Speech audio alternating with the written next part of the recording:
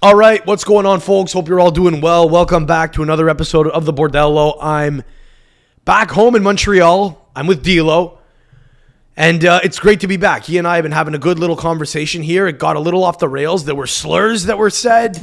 We talked about wishing death upon people, personal family matters. It was great. I don't know if any of it's gonna get in. This might be the start of the pod. I don't know what's going on. He and I, the mics have been hot for a while, but I've been bursting with shit to tell you here. It's great to be back in Montreal. New York was fun, but I'm happy to be back for what will be the Christmas episode. This is the Christmas special, I suppose. We're recording this a few days before. It's December 21st today, so this will be coming out in about a week. So if anything crazy happens, or if, a terror attack happens in downtown Montreal, and it's like, why the fuck is Sam not talking about it? It's because this is pre-banked. We're going to take a few days, off at Christmas. I mean, the time to do it is now, right? We're not going to do it on Christmas Eve or Christmas Day. We're not pagans. We follow the holiday. Are you eating fish on Christmas Eve exclusively, or are you going vegan on Christmas Eve? No meat on Christmas Eve. I don't know what I'm doing. I haven't decided yet. And you know what's even worse about the fact that I don't know what I'm doing? Because I've had a couple of slip-ups in the past couple of years, because my dad makes a lobster spaghetti with pancetta in it, and he just says, fuck it. It's too good. He just goes, like Jesus would understand type of thing. He's like, Christ would be mad if you didn't have this. It's like, if everything is God, and God is, responsible for all of our abilities and our free will to do anything, he was responsible for whoever had the divine inspiration to create this dish, and it would be rude not to respect the dish for what it is. It's like that good. So the past couple of years I had bacon or pancetta and lobster spaghetti, and I felt bad about it. I don't know why, but I did. I've had my faith has kind of gone in waves over the past 2 years, where it's like, do I care? This is silly, but it's also kind of nice.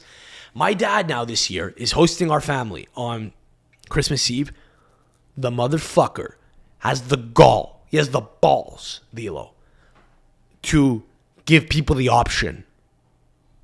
Like we got 4 vegans coming over, and he's like, we're making meat and we're making vegan. He's giving us the option. He's doing all'italiana, fish, baccalà, and also, if you want, he's going to boil a ham, just for good measure. If anyone wants it to feel like Christmas, because fuck it, we're not doing Christmas Day with this family that's coming over. We're doing the whole Christmas culinary experience on one day.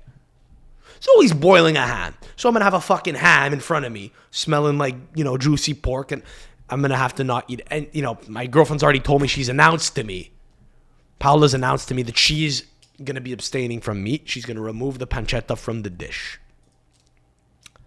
She encourages me to do the same. What the fuck do I do now?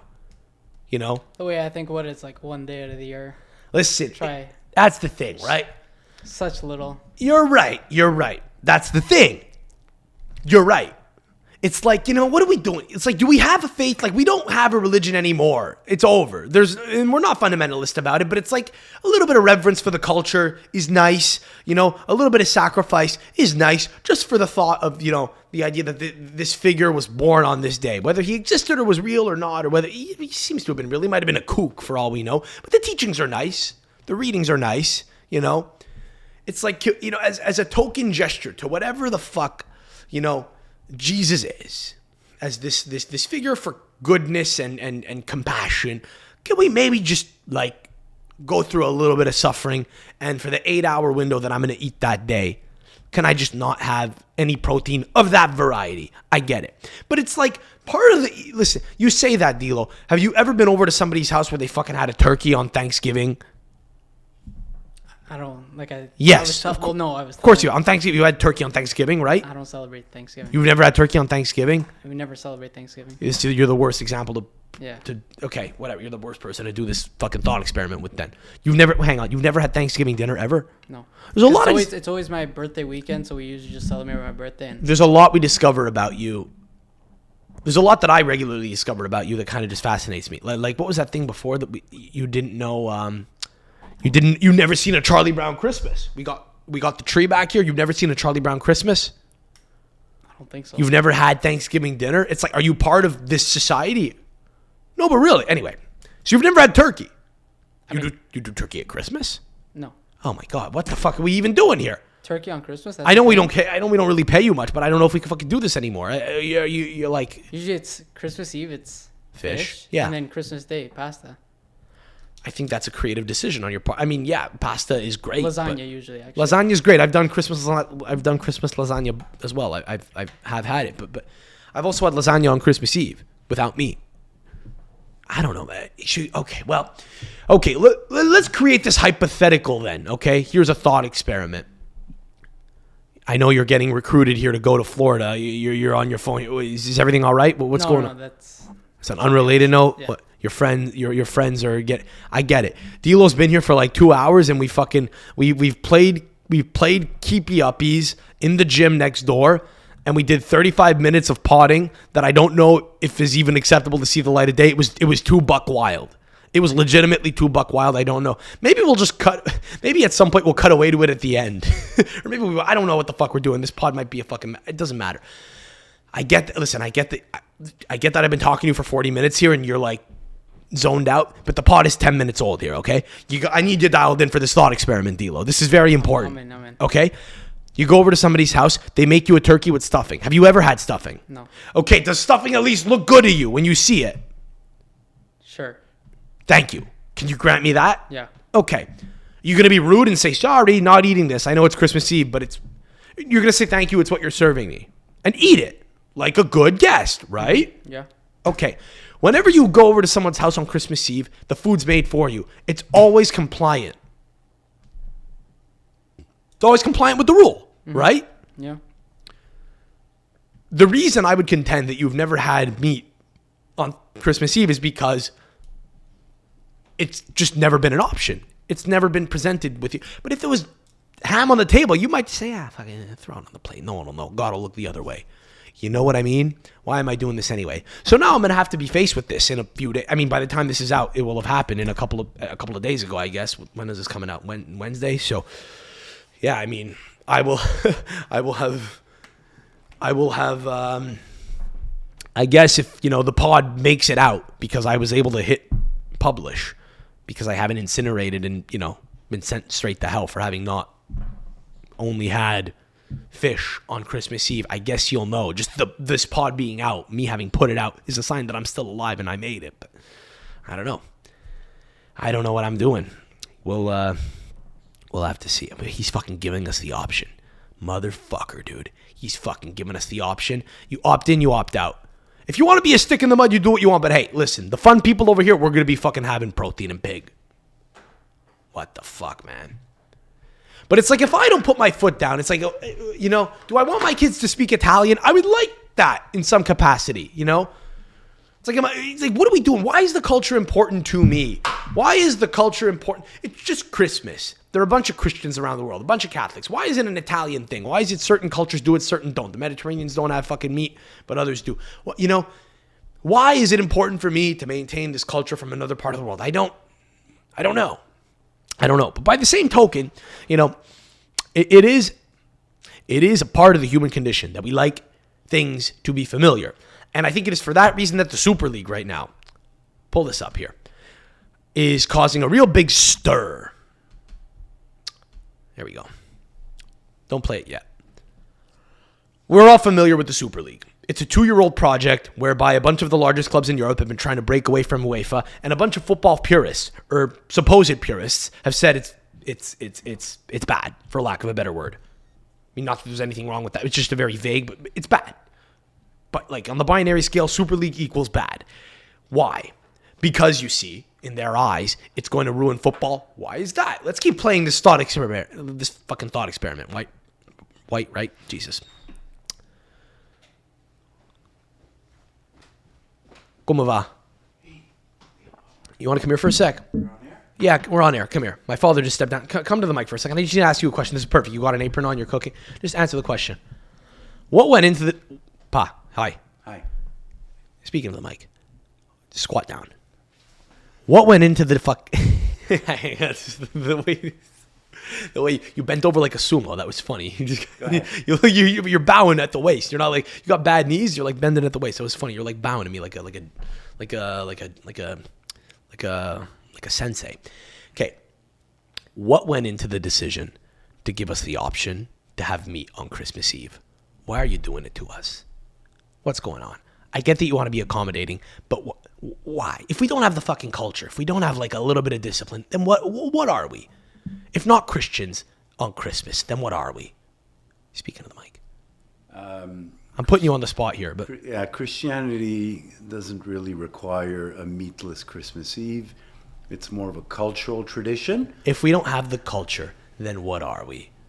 What are we? You see the Italians in like the States going nuts for Tommy DeVito. It means something to them. It makes them feel a certain way. Are they better people for being Italian and for eating cutlets in the fucking parking lot? Chalk it up to inclusivity and being accommodating to as many guests as possible. Merry Christmas, Buon Natale. Fine, that was acceptable. You know, someone's got to be the adult in the room, D'Lo. Someone's got to be the fucking adult in the room. You know what I'm saying? You can't give the kids too much selection. There is such a thing as paralysis by analysis, and it is necessary to just say, hey, this is what we're doing. You don't like it? Yeah, it's fucking bacala. Again, it's fucking bacala and patat and fucking chabol. Is it great? We have it once a year for a reason. You know what I'm saying? We don't have it at fucking Easter as well. Is it the best fucking food on the planet? No. But it's what we got. It's fucking Christmas. You know? It's not the time for ham. It's not the time for turkey on Christmas Eve. And yet the lobster fucking spaghetti recipe is so goddamn good, dude. I think we should elevate it and put guanciale in the recipe. No, but it's not good. If it's good with pancetta, what the fuck are we doing? Put bacon and put guanciale in it to make it 3 porks. We're going to break the fucking rule. Let's break it in style. If nothing else, you know, if nothing else, it'll be better. You know, it'll be more good, more better, bro, more gooder. You know, I mean, you know, I don't know. I don't know.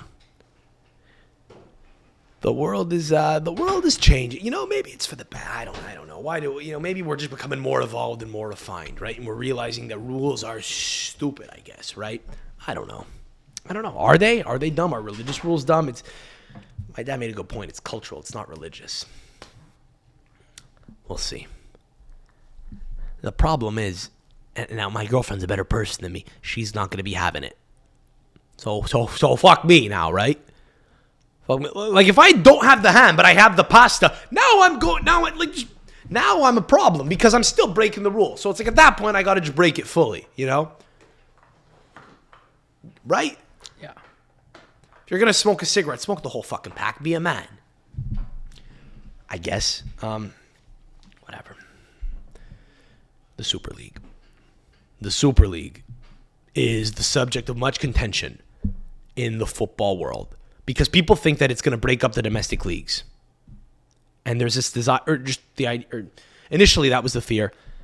As time's gone on, it's become increasingly clear that the Champions League kind of sucks.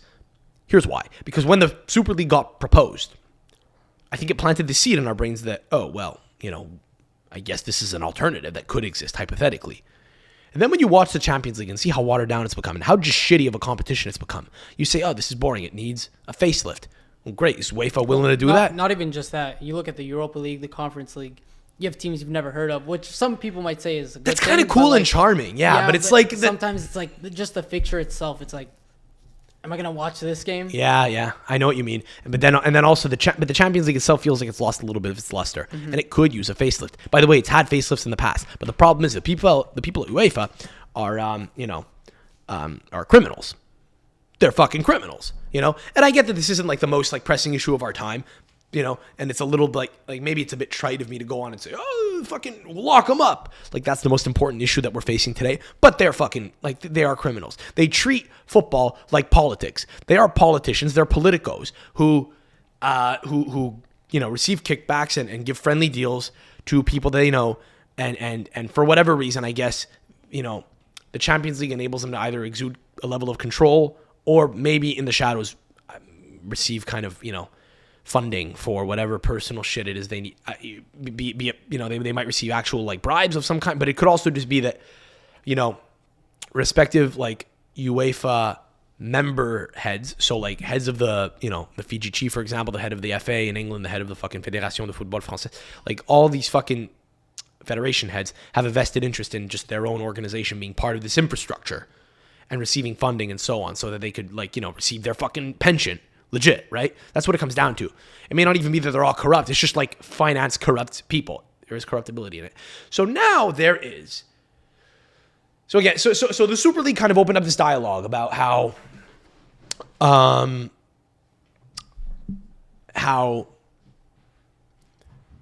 ultimately the clubs have the power, and the players who are, you know, playing for these clubs are the only thing we really care about. And it doesn't really matter the infrastructure with which we watch them. As long as there's some kind of competitive format that enables us to determine who's the best, we'll watch that, right? Now, what UEFA's afraid of is that, I guess, they will lose influence if the Super League thing had come to be. And at one point, UEFA was actually looking to kind of like launch a Super League themselves, or just kind of restructure the Champions League, I believe. Because it's a good idea, by the way. Just like structurally, it's a good idea. Fundamentally, it's a good idea. And the sport needs and could use a rebrand, right? Take us into the 2020s. The way that the sport is now is not the way that it was in 2009, right? It was great then. It's still great now, but it's different. And that's okay, you know? But it's not that, like, having this shit is going to remove, you know, boxing league football from your life. You could still watch the Premier League on Boxing Day. This is coming out the 27th. I'm watching Sam in his private life, you know, is walking around in his fucking mutande watching underwear. Watching soccer. I get it. But this isn't removing all that shit from us. What the Super League currently is a clear attempt to usurp, one of our favorite words on this pod. I haven't said that in a while. I'm glad that I'm closing out the year with usurp. One of the best words that I probably use that word more than I should, because it's a very random one in the dictionary, but it's one that kind of just, for some reason, Sam says a lot. I'm always happy when I say it organically. Usurp. But the goal is for, you know, this league to usurp. Usurp. Go. Mofongo. Do it. Say it. Go. Mofongo. Go. Do it. Mofongo. Usurp. All right. It's going to be crazy out of context, too. This is... Dilo and I were freestyling to Dembow before. I'm just like telling you, you're so exhausted, dude. It's fucking Christmas. You're fucking fed up, huh? You've been fucking studying for exams. You're ready to go out. It's fucking dark at 4:30 tonight. Your mouth is dry, and I'm just making you dance on a string and sing mofongo. Thank you for being a good sport. The goal is for UEFA to be usurped, or just for the Champions League to be usurped, right? With that in mind, let's take a look at what has been presented today. Now, again, when this is coming out, this will be a few days old, but today, this is really big news. This is like, you know, I think a format, like a formal, I guess, presentation to the world as to what the format of what the Super League might look like is. Apparently, this is from a company called A22 Sports, the company behind a new European Super League, who have unveiled their new format proposal for European club competition in men's and women's football. Now, here's the thing. Okay, look. Here's where it gets weird. It almost feels like world football is a state, and there are multiple coups d'etats happening simultaneously, or at least being planned. It's odd. First, it was clubs getting together saying, we've formed an alliance. And, you know, Swiss antitrust has confirmed that this is legal and we're allowed to do this, and you cannot prevent us from meeting and trying to organize. And that just kind of disbanded. Now there's this new company called A22 Sports doing it. Who the fuck are A22 Sports? I don't know what they're probably some kind of holding company, but was it a company just put together for this? Is it just a revival of the same, you know, efforts of those clubs who are now looking to, you know, do it in a repackaged way? It's just odd to me how there are a bunch of different, like, you hear about rumored super leagues, but it's like, who is suggesting this? Who's putting it forward? Who has the funding? It feels like it's happened on a couple of different occasions that different organizations are doing this. So that's a little odd to me right off the bat. But let's give A22 Sports the benefit of the doubt and play the video, please, of the presentation. I did not see this in full. It's interesting. Our proposal aims to ensure competitive tension throughout the year. It's an open system featuring promotion and relegation. Pause. And 2 stages. Right off the bat, hang on.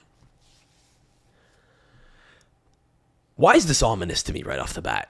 How come anytime a fucking proposal like this is made, the people have a German accent? It sounds like the World Economic Forum. It sounds like this is like a World Economic Forum that's like being proposed, talking about world domination and how they want to like squirrel away all of the world's water supply and, you know, keep it away from the people. Does it not sound like they're going to like inject like chlamydia into children in Tanzania? They'll play, no, but really play it. Restart it. Hang on. We haven't even gotten into like the meat and bones here of like what's going on. The world's most exciting club football competition. Our proposal aims to ensure competitive tension throughout the year. It's an open system featuring promotion and relegation. This pitch is very, I don't know, it's a little sterile for me. I get that that's kind of what world football is, but this just feels like more FIFA shit. This feels like FIFA's presenting this to me, and it's not. FIFA has like sworn these guys as their mortal enemy now. But it feels like this is a FIFA proposal almost. You know what I'm saying? You know? It's like I don't know. Get a Colombian lady with big tits to present this and say, you know, I don't know. Get a Colombian woman with big tits to present it. You know what I'm saying? We're going to take it into the new century. You know, I don't even know what. She doesn't even have to be Colombian. She just has to have large tits. She could be AI. It doesn't matter. But just get a woman, get a guy. Or have with Il Bomber. Have him present it. Christian Vieri. Yeah. Il Bomber. I don't know. Il Bomber. We were watching Christian Vieri commercials before. Can we maybe? Fuck you. You cheeky bugger. You knew I wanted to fucking talk about that on a pod, didn't you? Here's the thing. You could pull it up. You could pull Shave Like a Bomber. Do your thing. Have you seen Shave Like a Bomber? Had you seen Shave Like a Bomber until I showed it to you earlier before we were potting? No, I haven't seen the commercial. You hadn't seen the commercial, but you'd heard the expression before? Like I've heard, yeah. It's maybe the best commercial that's ever been made. Again, I'll say this to you again. Imagine being in Italy and just seeing this rogue in the wild. Out of context. You're watching television and out of nowhere this fucking comes on TV. Bombastic, tell me fantastic. Touch me on me box, she says I'm Mr. Romantic, tell me fantastic. Touch me on me box, she says I'm Mr. Smooth. Silly Bobo. Just like a silk, soft and cuddly, hug me up like a quilt. I'm bringing all the bags in at once. His neighbor's like, noi cerchiamo sempre la soluzione più rapida. E allora, perché ci radiamo così? Shave Like a Bomber. Per una rasatura rapida e confortevole, prova le 5 lame di Gillette Fusion 5. Shave Like a Bomber. It's so preposterous. It's so preposterous. Like the idea that Gillette would even need to do any kind of advertisement in it. It's a fucking blade. Nobody uses the 2-blade shit. If anyone still actually goes for the clean shave, they're going Gillette. There's no other option. You know, it's all that's in the fucking supermercato. So the idea that they're just having fun with it, I'm convinced they made that ad for fun. Like, again, they don't need, maybe it's a desperate plea to get more men to shave. Honest to God, because everyone's got like the stubble now, right? Or a full-on beard. Nobody does the clean shave anymore, like in, 2006 type of thing when I was like a kid. When I was in elementary school, I grew up thinking a man needs to shave every morning, you know? I literally think that's just like, you're not more attractive when you shave, you know? You're not. I literally think it had to have been just shaving companies that like imparted that idea onto society, you know? In the Middle East, never. I think they had beards in like the 60s and the 70s. Like if I look at like old videos of like Beirut, they might have shaved back. The Yankees to this day, you have to have a clean shaven. That's so crazy, dude. That's fucking nuts, man. You know, ironically, like if any club was going to do that in Italy, it would be Juventus. And what they would say is you actually need to have like some facial hair. It would be the opposite. You need to have a little sex appeal about you. That's like the Italian way of doing it. They would say you need to look like you ski and wear Mont Blanc cologne, you know? You need to look like you fucking ski down Monte Bianco, that you wear fucking Mont Blanc. And naturally, that you occasionally, for Christmas, like to put it up the ass once in a while. It's part of the look. No, but really, like a good Juve football, like the best Juve footballers ever are guys who should be, they should have like a little bit of facial hair, a little pinch, almost that they look like a pizzaiolo. Very Italian, very aggressively Italian. Maybe blue eyes, maybe brown eyes, doesn't matter. Okay, suit.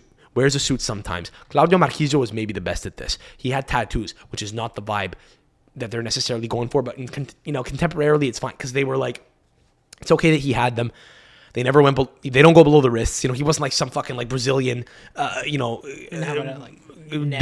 Face. Yeah, who looked like he was fucking. He got like tatted in prison. You know what I mean? Claudio Marchisio was the best for this. Okay, listen, facial hair, green eyes, suit body, a perfect body for the Italian tailoring, right? From Turin, looks like he enjoys time in the Riviera. Looks like he enjoys time in the mountains. And, looks like he's kind of personable, but looks like he could be sufficiently cold if need be. Looks like he could have gone into politics for a horrible fascist government. He looks like he could have been a little, he looks like he could kind of be the face of like a Mussolini new age youth. Kind of, a little bit. He doesn't look like me. I can't be the face of Mussolini youth. Claudio Marchisio could be. You know what I'm saying? He was the poster for that. And occasionally, it looks like he's a guy who, like, he grits his teeth and fucking says, "Gira mo te lo metto in culo." Except he doesn't say it that way because, I'm a dog. I'm a little fucking southern scumbag. But Claudio Marchisio looks like he has veal chops, red wine, and then anally fucks his wife. And he calls it fassonna, not vitello. Un po' di fassonna, come no? Fa freddo, fucking wearing a turtleneck. Sì. Fa freddo qui a Torino, sai. Andiamo a schiare. Knits, bro. Like what I'm wearing here right now, this fucking, what is this, dude? Claudio Marchisio would wear a nice fucking ribbed knit Christmas fucking turtleneck, dude, in the mountains. It's snowing, and yeah, and Juve should look at guys like him and say we need to look more like him. The idea that's actually like American sterility to an extent. We think the Germans are very sterile, and this presentation, by the way, very sterile, but in some ways, American society is a little. It does lack a little bit of that. I mean, even the stuff that's kind of made to grab our attention is it's not refined. It's Maury. It's Jerry Springer. It's Bad Baby. It's Dr. Phil. It's viral moments. It's OnlyFans. It's big tits. It's fucking Kardashians and plastic surgery. It's all of that, but none of it is classy. None of it's classy. And conversely, the people that kind of make the money and make the rules are also, they also kind of have no soul. People on one side have no soul because it's like they're in some ways it is. In some ways, the people on the trashier side are the most human people out there because it's like they just like animalistic entertainment, and they just want to be distracted from their own free will almost. Let me just sit down and watch Bad Baby. What did shit? Oh shit! Daniel Bergoli's boxing some other OnlyFans bitch now. Oh my, there is something kind of endearing about the simplicity there. It's like you just live your life. You're not really like imposing too much on society. Imagine if all these people had their own ideas, right? That are like watching content to like garbage content like that. All these people can't be out there saying, listen, I want to do something with my life. Then you would have war constantly. You do need some people to just kind of exist and be distracted. Okay. They have souls, but there's just nothing behind their eyes. That's my point. But then on the other side, right? The people that are actually making decisions and thinking about stuff, okay? That are working on Wall Street, that are living in the Hamptons, living in Connecticut, okay? There's a cold aloofness there that is also kind of soulless.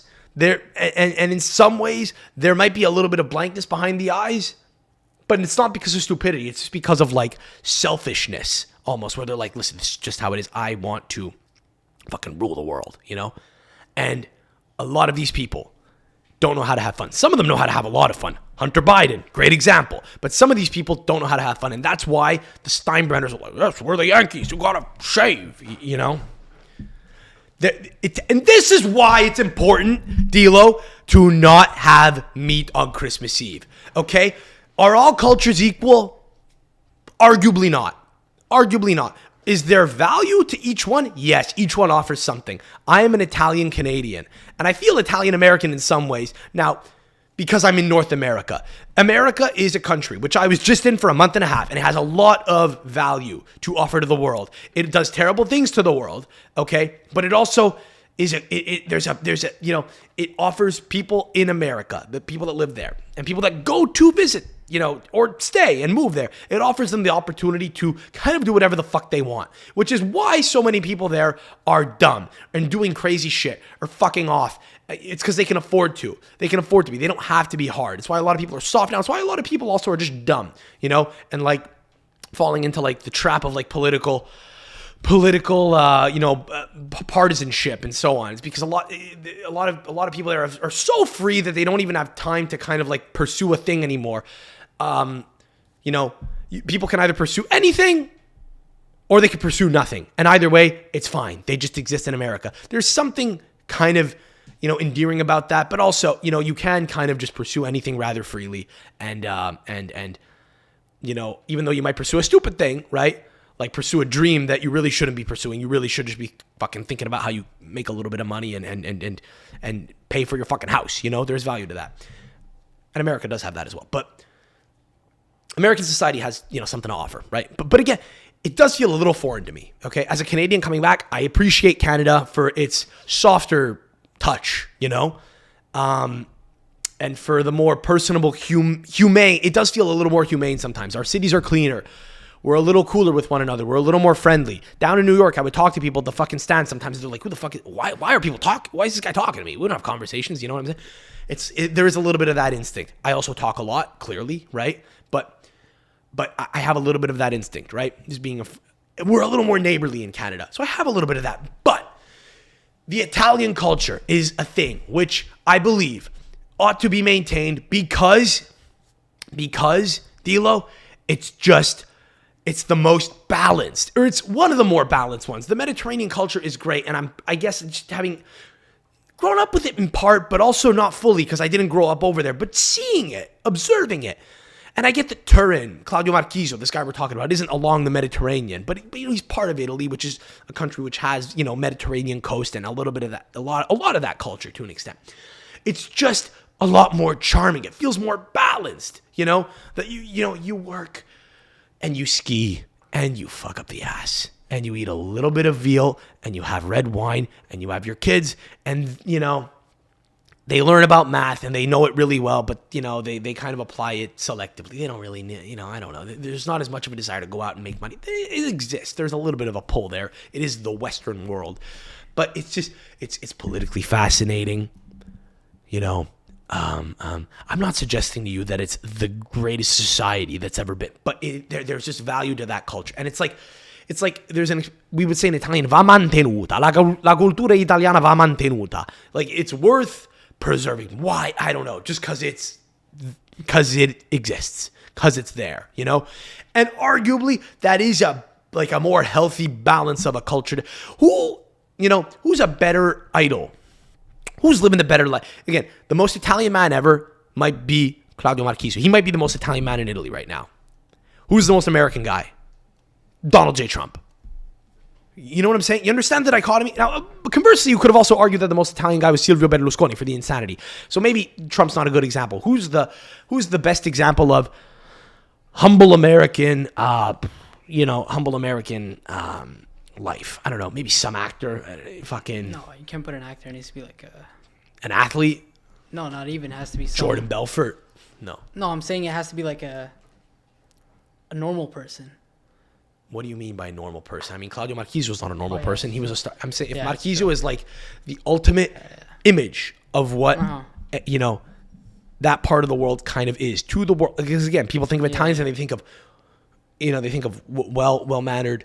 Again, they also think of horribly mannered. But again, there is an image. What is the best image of an Italian guy? It's wears a suit on his Vespa and will fuck you up the ass lovingly. Okay? U.S., America. Who's the girl? I don't know. In Canada, it might be Drake, by the way. It might be Drake. Kind of. Because he's a good contemporary example of what's going on in Toronto and a lot of, he's kind of like shifted the culture for a lot of, youth. It might be Drake. By the way, fucking speaking to him, you came with breaking news today. Told me that fucking apparently he gave some kid 25 grand on a stream the other day with prize picks or steak or whatever. Come to find out that kid lives 10 minutes away from here, and he's the guy that when I'm out of town, the kids whose hair I cut, they go to him. They go to that kid. He got 25 grand US. Which, by the way, the worst thing that could have happened to that kid. I won't even blow his identity. I won't even say where he works. I could say where he works. But fucking, I saw the video of it happening. Some guy from Montreal fucking got given 25 grand by Drake. Apparently he does this all the time. You come to tell me he went to high school with you? Yeah, he went to St. Thomas. And he's he who shall not be named. Guy whose name I'd heard before when guys go, nah, don't worry about it, bro. You don't have to, you can't cut my hair. It's fine. I'll go to so-and-so. They went to, fuck, dude. You know, it's the worst thing that could have happened to that kid. I'm telling you, I told you before, no one's tipping that guy anymore. Listen, I'm telling you, people are saying, bro, Drizzy Drake gave you like 25 grand is like how sad is it that just getting 25 grand US now is like enough for people to go, people are going to hit him up now and say, hey bro, like I got this business venture that you want to invest in my thing? I swear to God, it will happen.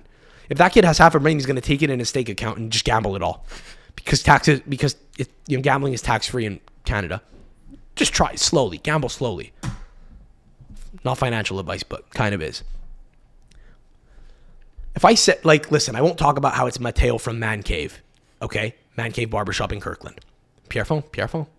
Maybe Pierrefonds. On St. Charles in the West Island. He's a local guy.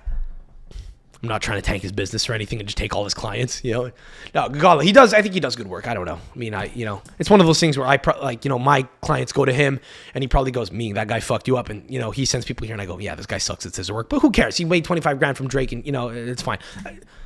Good for him, But people who know him will just hit him up and say, dude, what the fuck? I'm telling you, for the next 10 years, I don't have to tip that guy. Drake gave him 25 grand. He's never getting a tip again. I'm telling you, just the tip percentage is going down a little bit. There's an equalizer. Everything hits equilibrium at some point. Drake for Canada. For the US, it's got to be like an actor. I was going to say fucking like Ryan Reynolds, but he's not even. Yeah, I don't know. I don't think Trump's the best example, but it's probably some kind of rapper, dude. It's probably some rapper. Is it? I don't know. Snoop Dogg, maybe? It might be Snoop Dogg. Claudio Marchisio is the spitting image of what your club should want you to look like. That's all. Shaved like a bomb. I mean, yeah, like Gillette's dead. Gillette's dead. It's over. I mean, no one shaves anymore, dude. No one fucking shaves anymore. But that's a great ad. That's maybe the best. It's maybe the best ad I've ever seen in my life. Because you know what it is? It's goofy and it's just like Italian insanity. It's fucking Christian Vieri, here's what I like about foreign commercials. The reason that feels on brand for the reason I said it's a very Italian commercial is because it's just a very foreign commercial because it's got Shaggy playing in the background. Like it's like a lot of these commercials will just repurpose. Like we don't have music from Russia here, but in Russia they might play Shaggy in an ad, which is just funny to me because they don't know what bombastic means. They don't know what bombastic means in Russia, but it's just the idea that phonically, so audibly, the way it sounds is pleasant on the ear. Mr. Bombastic, like a bomb. Like it's just cartoonish, Italian TV is cartoonish in a lot of ways. Yeah, it wouldn't. No, so Vieri, it shouldn't be Vieri who presents this fucking idea, dude. But the idea that the Super League be presented by these Germanic-sounding people in a very sterile environment, like it is, like they're pawns of Klaus Schwab, ain't it? It ain't it. It feels a little odd. If you really want to get everyone on board, it should be a Brit, an English person, because when we think of football, we think English. German people giving a presentation just scares us a little bit. Is that fair? It just sounds a little cold, and then they sound like they want to take over the world. So I don't like that. It sounds like they want to take over the world through football. It should be. If they really want to usher this into the new age and just fucking, make the Champions League. Because this is actually what the Champions League feels like. Like, whatever I'm watching it, this feels like it's a Champions League presentation. It's very UEFA Swiss. Yes, we are in Switzerland. We are banking. We commit banking for audience. Like, that's what it sounds like a little bit. It should be like an Argentinian presenter speaking English, but with a very thick Latino accent. And, yeah, I don't know. Maybe just give her tits a little shake at the start. I don't know. Just you gotta differentiate a little bit. Play it through.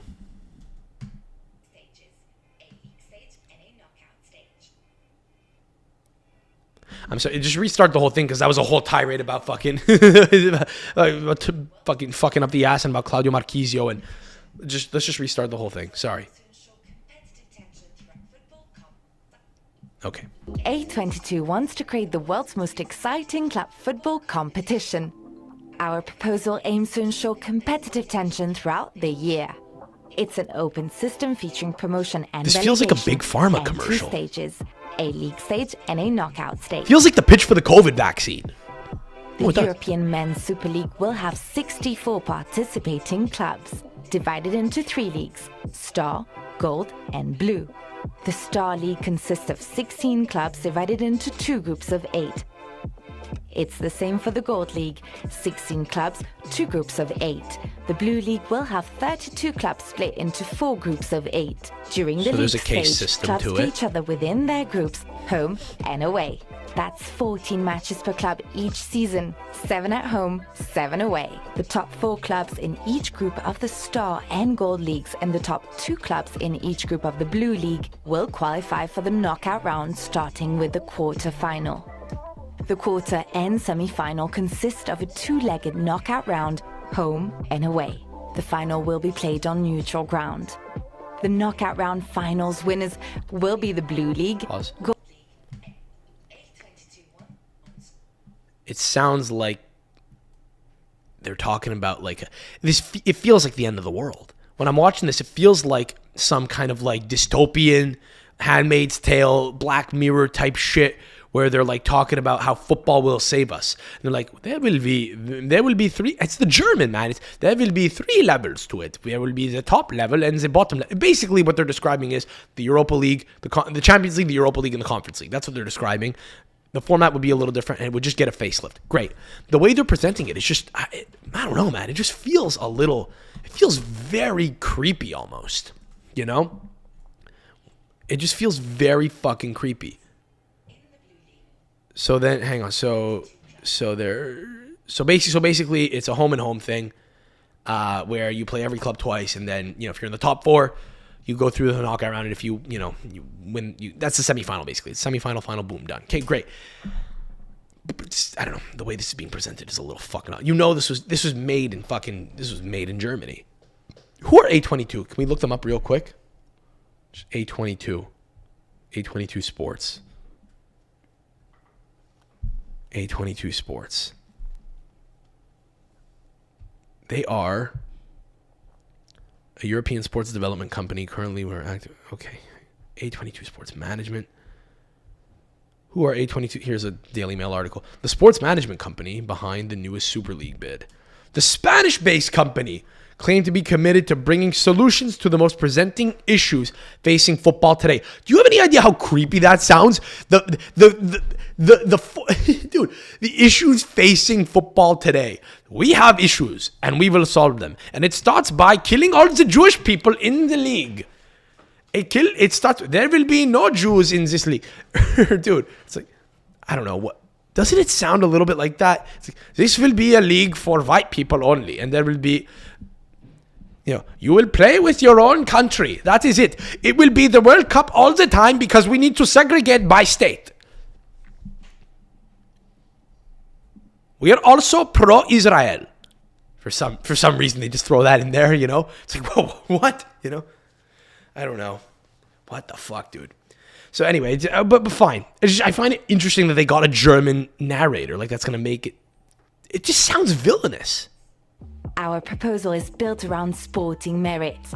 Promotion, relegation, and exit from the competition happen each season. We are human. The club finishing at the bottom of each group of the Star League will be relegated and replaced by This the will be two like Gold real League football. finalists. You won't even know that we are killing people under the pitch, and it is being fueled by a legion of children from the Ukraine who are all running on a little hamster wheel under the pitch, and that is what keeps the lights on in the final. That is what is going on here, because we have sporting merit. That is what it is. Look how brilliant it is. It's just creepy. Will be relegated and replaced by Blue League finalists. In the Blue League, 20 out of the 32 clubs will leave the competition altogether and be replaced by clubs depending on their domestic league performance. Doesn't that look? Go back to This the system ensures rewind. mobility Pause with- right there. Rewind right there. Okay, hang on. No, go back to the domestic league thing. Look at this. Look at this visual right here. Okay, you get that? So relegation between level 1 and 2, relegation between level 2 and 3, and then in the bottom level, every year out of the 32 teams, 20 teams will be replaced. We will kill the club. We will kill all of the players, and we will replace them from the domestic leagues. Look at the visual here. Talking about the domestic leagues, like it's like, well, look, we don't want to ruin club football. We're okay to have that cutesy shit still go on, but like the visual here of all the like this slew of domestic leagues, it almost looks like, dude. It looks like. And this seriously looks like a Pfizer commercial where they're like, look at all the people we will inoculate. We will kill 20 people per year, and we will replace them with 20 clones of themselves, and nobody will know. Doesn't this look, all the heads, all the little white heads look like clubs? All these little clubs under here, we will take 20 of them and we will elevate them. All of them slaving away. It just seems kind of creepy. It feels like very rat race. When I look at this, it feels like all these other clubs in the rat race. We'll elevate them to the promised land. But again, it's just, there's nothing wrong with the proposal itself, but just the branding on this is crazy. Look at the visual. Look at the green quadrant here. Look at the green quadrant. It's like we're going to take a bunch of lucky bastards from these hundreds and hundreds of, useless, like, less than clubs. It's just 20 a very out of the interesting way of 32 presenting clubs it. will leave the competition altogether and be replaced by clubs depending on their domestic league performance. Depending on their domestic league. This system ensures mobility need to within earn it. and across leagues. And as matches will be played midweek, this format is completely compatible with domestic leagues. It's compatible. This proposed format for football will guarantee openness, competitive tension, and success based on sporting merit. It is one competition for all clubs, all players, and all fans. So, okay, it's open, it's competitive. I think that gives a quite good summary of what you're proposing for men. But what about the women's competition? All right, well, that's where we cut that off. As you will. What about the women? Well, no, thank you. I'm sorry. We got limited. We got. Listen. Time is money, baby. We can't focus on all the fucking. She goes, I'm sure all of you want to know about the women football. Right there, that everyone turned it off, dude. That's where everyone. Anyway, which is not a problem, but it's what it is. It's not a problem. Listen, it's not a problem that women's football exists, but that's where you lose people. They should have ended it right there. Honestly, if they had ended it there, I think it almost would be more creepy now, because now it's like, we care about the women too. We care about ladies. We care about the look. We care about all football. Had it not been that, it was just like we want to like reinvent men's football. We care about the fans. We care about everything. But the creepiness for me comes in when they're like, it's all compatible with the domestic leagues. You won't even know what's happening. It's like you won't even know. It's almost like it has a ring to it, dude, where they're saying it's like, here, cows are bad for the environment for whatever reason. We made these genetically modified protein devices, and you won't even know that it is not cow. You won't even know that it was made with the fetus of an aborted stem cell baby. It's like, what? It's like you expect them to just drop a fucking are you with me a little bit? Certain extent. But it's like, it's a good idea. The format's good, but it's like, I don't know that it's gonna.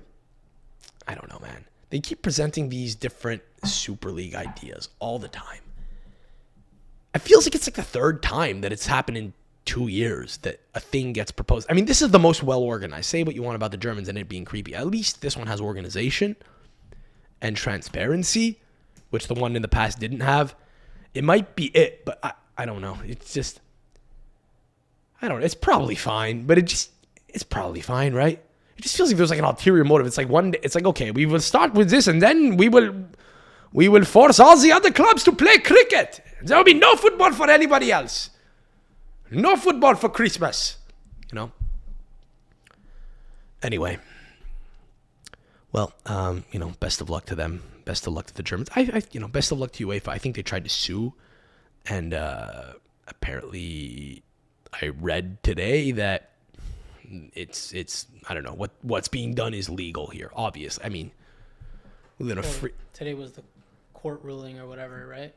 I'm not sure. Yeah, I don't know. That's what I saw. Well, Gravina came out yesterday and said if any Italian clubs are associated with this, they're out. But it's like, why? It's going to be an interesting year, I think, in football. I think I tell you what, it'll be fun to talk about. It really will be fun to talk about. We've got the Euro coming up this year. We've got this thing. I don't know if the intention is to start it next year or in years to come, but there will be a lot of court rulings, I think, and there will be a lot of battles in court, which will be exciting, and there will probably be a lot to get upset about. I'm looking forward to it. Listen, the tone of this was interesting. I don't know how festive this was, but I hope you enjoyed this over the Christmas holidays. Merry Christmas to you and yours. And if you have meat, I get it, but just think of Claudio Marchisio. Who do you want to be? You want to be Donald Trump, or you want to be Claudio Marchisio?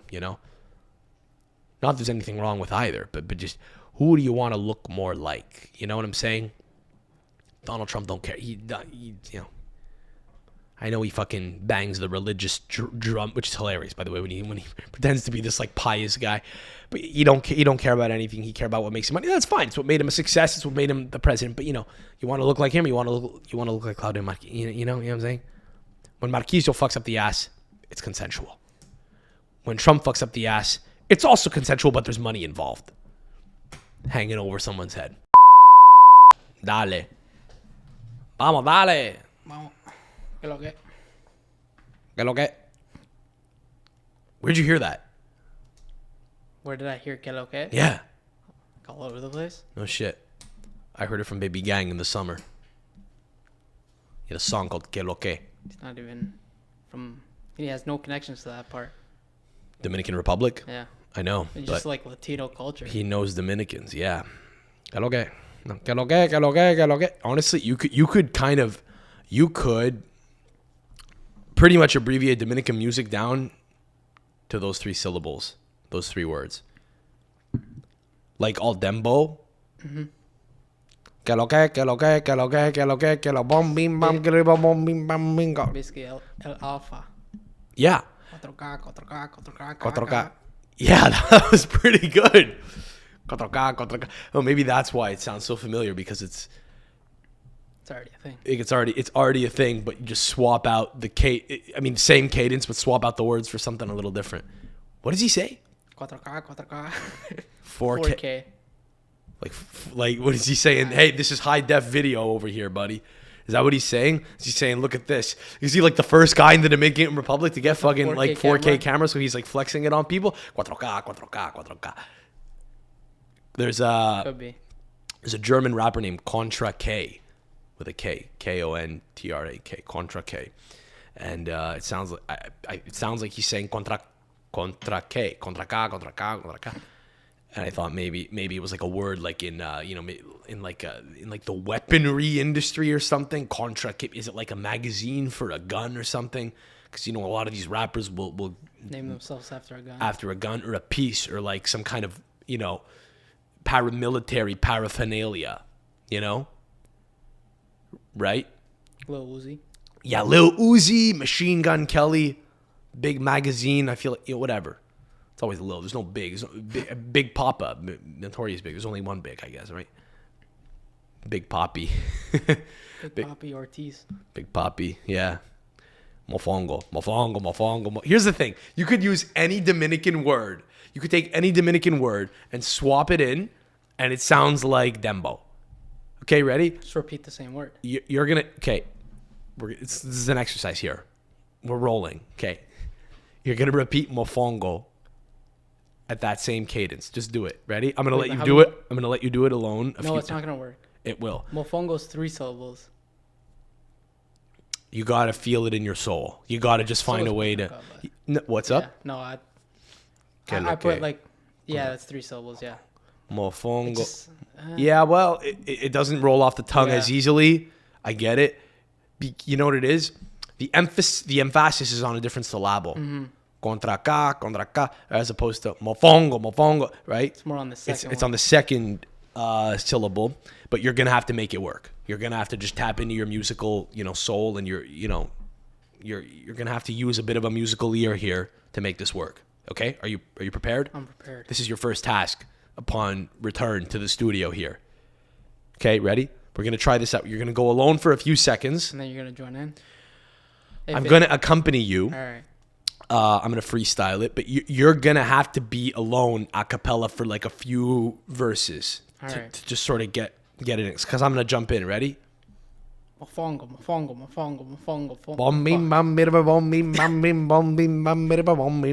You're not supposed to stop. You got to keep No, I slipped up. Mofongo. It's hard. You got to feel it in the song. You got to feel it in your soul. You got to feel it deep inside you, dude. Okay, it's like an African rhythm. It's like it's like when Elvis heard the gospel music in Aleppo, and he just felt it and he let it go and he was moving his hips and shit. Okay, you want to freestyle? Should I take the lead? This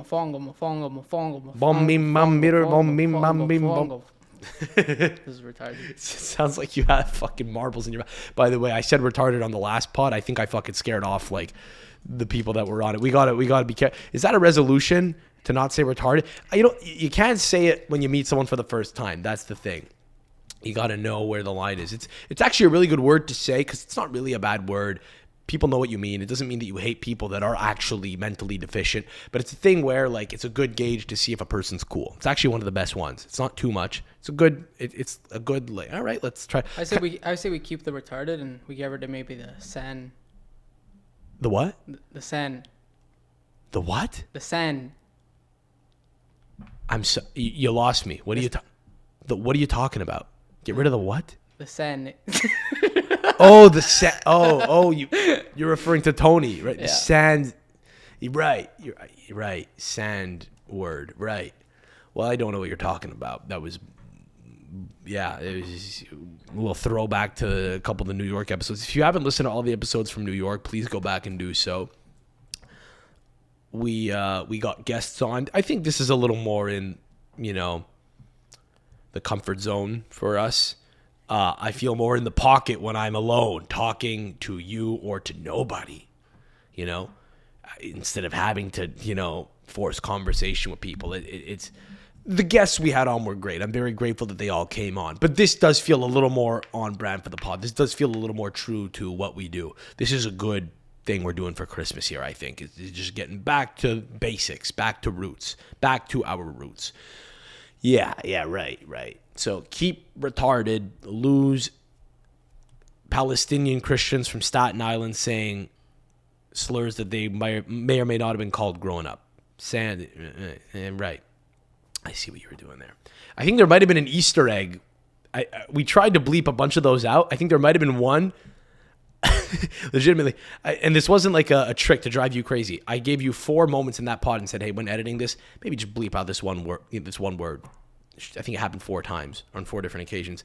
You're like, I only found 3. There might be, I haven't listened to the whole pod back in its entirety. I think there might be an Easter egg there. Because I listened to it and there was multiple. Multiple. Well, there was a brief for 24 hours. They were live. The sand were live because the edit got fucked up. But we went back and rectified it real quick.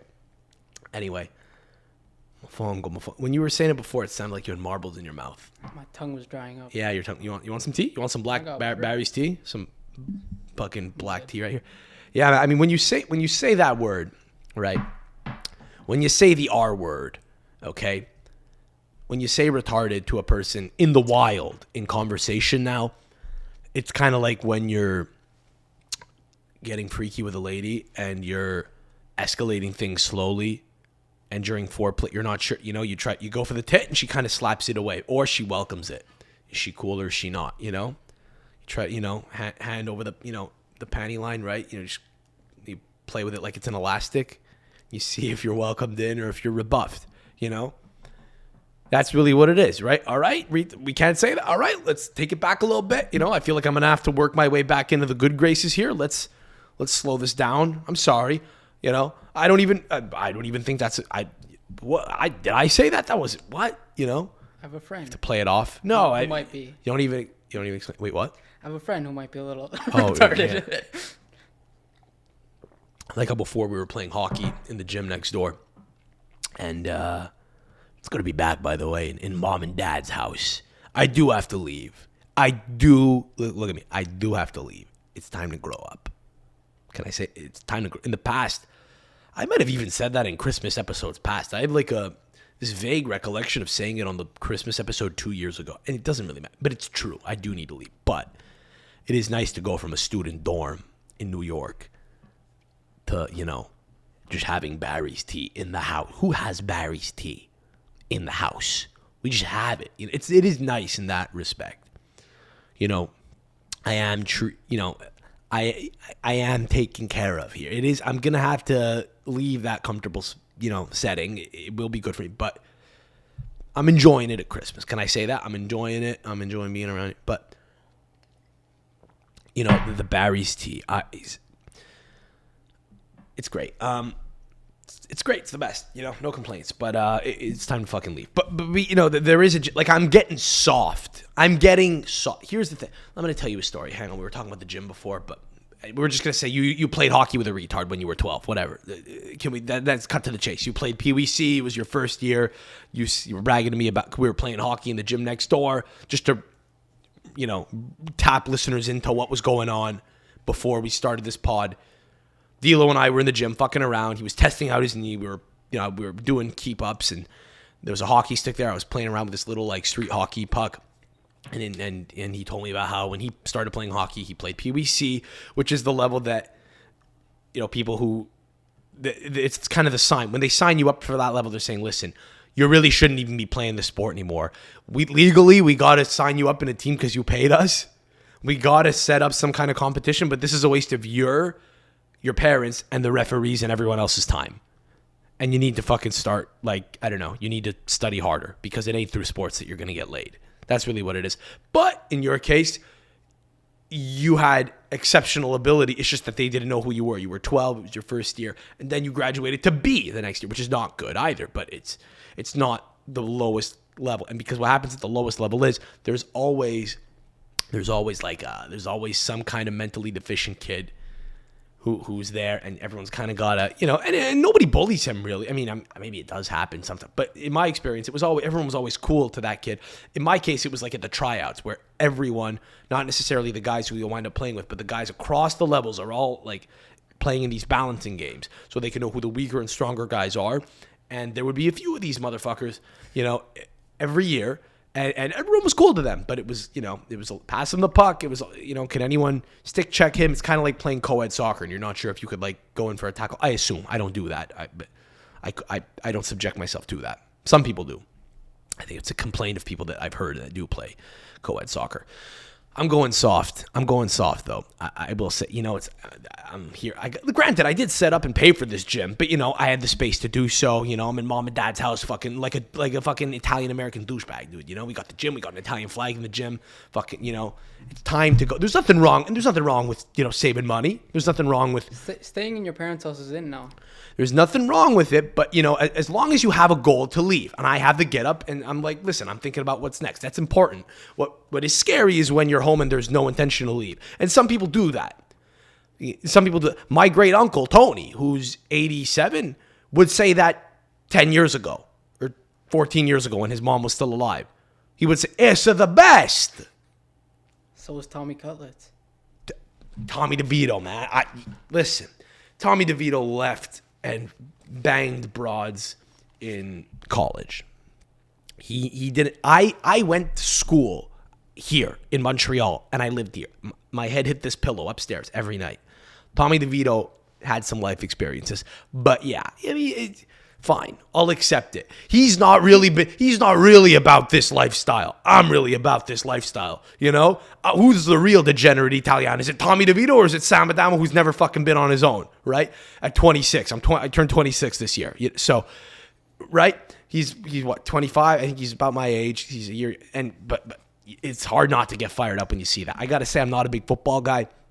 I'm loyal to the 49ers because of my grandfather who loved Joe Montana. But I got to say, when I see a guy like Tommy DeVito, I think I almost have carte blanche to just fall in love with the Giants. Now, again, I'm setting myself up for a life of misery and disappointment if I care about a team from New York, from what I understand. I know people that are Giants fans, and they don't have fun. They don't have fun. I mean, they get drunk and they eat food, and that's cool.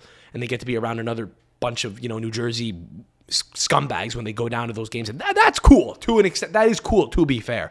But they don't get to see their team win games. However, my grandfather became a really big Niners fan and fell in love with them as an Italian immigrant in the 80s because of Joe Montana. So he saw a familiar name and was like, like it called to him. I could do that with I could do it with Tommy DeVito.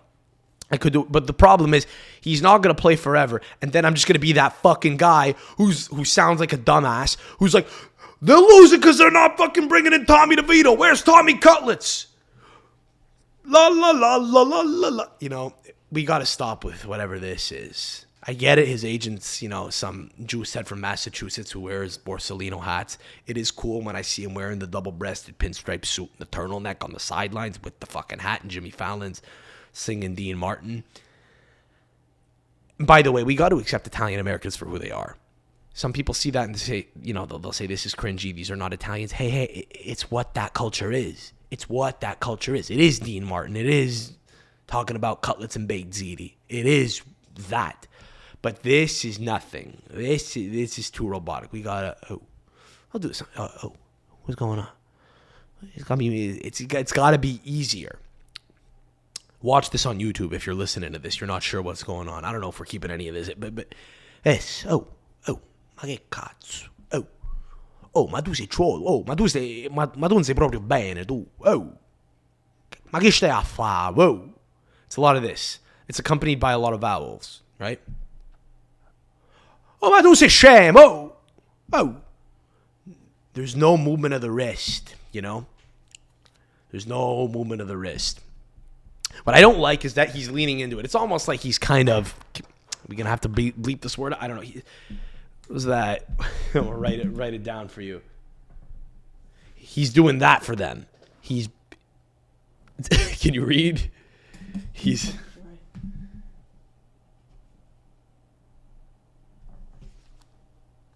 Oh. He's kind of... He's... When Tommy DeVito's got to stand up. Listen, you don't want to be the fucking anal guy who can't take a joke and roll with the punches. You got to roll with the punches, but he shouldn't be doing this himself. I get that it's a moneymaker, but he's got to at least do it correctly. He's got to just go, Even just saying that one sound, that's fine. But whatever this is, yeah, bro, when I go into the locker room, I think a lot of the boys are going to be doing a lot of this. Are you unironically doing this, or are you satirizing what they do and imitating them? It's unclear to me. I'm seeing this agent doing this in the stands. This is too much. It's never up here. It's down here. It's often accompanied by a long face like this. So I don't love that he's kind of, is he selling out? Is Tommy DeVito selling out? Or is he, am I the only guy who wants to preserve this? Am I the only guy who's crazy enough to even think that this little gesture is worth preserving? Is that a culturally significant part of the heritage? I don't know. But he's, what's the term when like a black rapper kind of just twerks for the industry? A term that I could say that you won't have to bleep out. I mean, I guess you don't have to bleep this out, but I've said it once before and you did bleep it out just to not have any evidence of me having said a thing, right?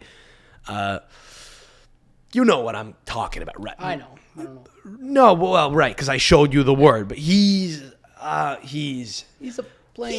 selling out a little bit. He's leaning into the stereotypes a little bit. Maybe a tad little bit, Circus clown. Yeah, he's dancing. I'll say this: he's marionetting. He's like a bit of a puppet on a marionette. He's letting the industry people kind of tell him what to do. But That's DeVito. Na, na, na, na.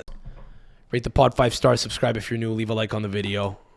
I'm Sam Adamo. Dilo, you still don't want nobody to follow you. Anonymity.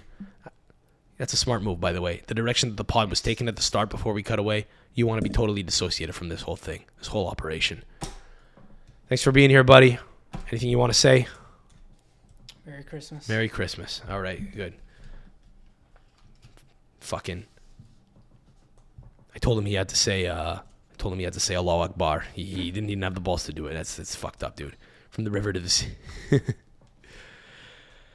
Merry Christmas, Happy Hanukkah, all the best. Thank you. Ciao.